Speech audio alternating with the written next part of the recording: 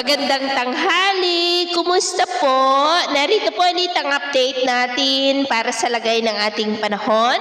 Ngayong tanghali po ng December 21, 2024. Sa ngayon po ay nalusaw na ang low pressure area na nasa labas ng ating area of responsibility sa silangan po ng ating bansa. At ang LPA naman na nandito sa loob ng ating PR, ating bagyong Kerubin ay nasa kanlurang baybayin po ng Zamboanga o silangang baybay ng Southern Palawan at palabas na po yan dito sa ating PAR at posibleng magsasanib sila ng isa pang sama ng panahon na tinawag po na Invest 98W at maging isang bagyo, pero papalayo na po yan dito sa ating bansa. At sa ating long range forecast ay wala pong bagyo na nakikita na tatawid po dito sa ating bansa for the next 5 to 7 days, pero may nagbabanta ulit na mabuo na sama ng panahon sa silangan ng ating bansa sa susunod na mga araw, sa huling mga araw po ng Disyembre, at ang development niya ng ating babantayan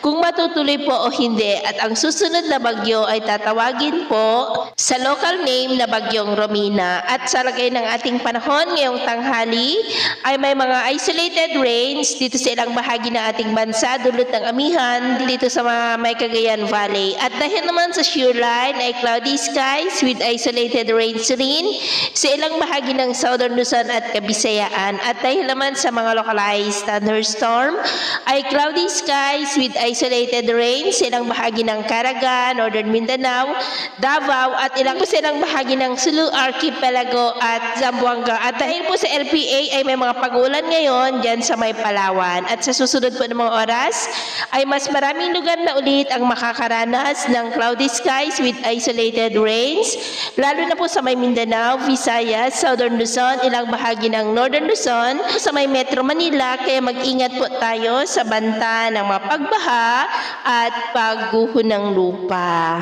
Sa atin naman pong mga baybayin, maalon po sa seaboard ng kanluran ng Luzon, silangang baybay ng ating bansa at sa mga baybay ng Batanes, Babuyan Islands at Cagayan, dahil ang mga alon dyan ay posible po na aabot hanggang sa 6 to 12 feet. Kaya hanggat maaari po, ay iwasan na muna natin ang papalaot dyan sa mga may kulay pula para mas makaiwas sa mga sakunang pangkaragatan. So, ito po ang latest update natin sa araw na ito.